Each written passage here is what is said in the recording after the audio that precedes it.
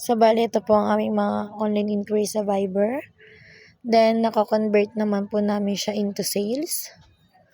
Yan po. Yan po yung mga customer po namin. Yan din po yung mga proof of payment nila.